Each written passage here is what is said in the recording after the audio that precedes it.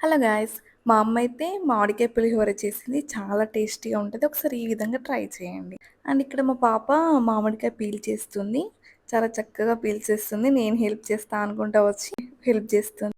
దీనికి కావాల్సినయి ఏం లేదండి. ఈ విధంగా రైస్ వండుకోవాలి. అండ్ ఒక కడాయి తీసుకొని అందులో కొంచెం ఆయిల్‌ని యాడ్ చేసుకొని 1 టీ స్పూన్ జీలకర్ర అండ్ 1 టీ స్పూన్ ఆవాలు అండ్ కొన్ని మిరియాలు అండ్ అలాగే 1 టీ స్పూన్ శనగపప్పు అండ్ అలాగే 1 టీ స్పూన్ మినపప్పు, 2 టీ స్పూన్ వరకి పల్లీలు అండ్ అలాగే కొన్ని జీడిపప్పులు, కొన్ని పచ్చిమిర్చీలు అండ్ అలాగే ఎండుమిర్చిలను యాడ్ చేసుకొని మంచిగా ఫ్రై చేసుకోవాలి.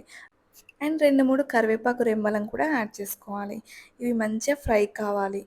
ఈ విధంగా ఫ్రై అయిన తర్వాత ఒక 1 టీ స్పూన్ వరకి పసుపును యాడ్ చేసుకోవాలి. అండ్ అలాగే కొంచెం ఇంగువను యాడ్ చేసుకోవాలి. ఇంగువ యాడ్ చేసుకుంటే టేస్ట్ చాలా బావుంటది. అండ్ ఇప్పుడు మనం తురుముకున్న మామిడికాయలని యాడ్ చేసుకోవాలి. ఈ విధంగా కలుపుతూ ఉండాలి.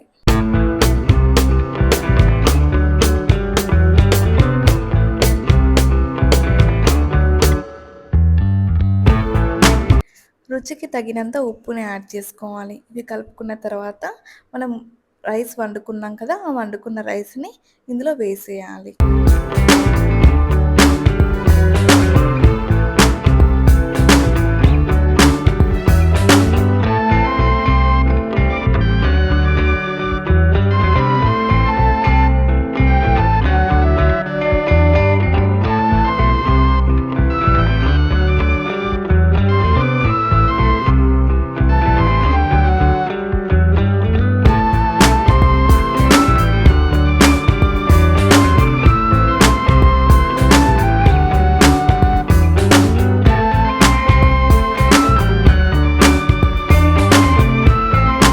అన్నం వేసుకొని కలుపుకున్న తర్వాత ఒక 1 టీ స్పూన్ వరకి మామిడికాయ తురుము పక్కకు పెట్టుకొని, అన్నం కలుపుకున్న తర్వాత ఈ విధంగా వేసుకోవాలి.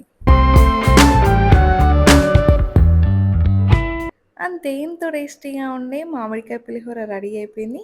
మీరు కూడా ట్రై చేయండి. ట్రై చేసి టేస్ట్ ఎలా ఉందో కామెంట్‌లో చెప్పండి. Thank you. Thank you for watching.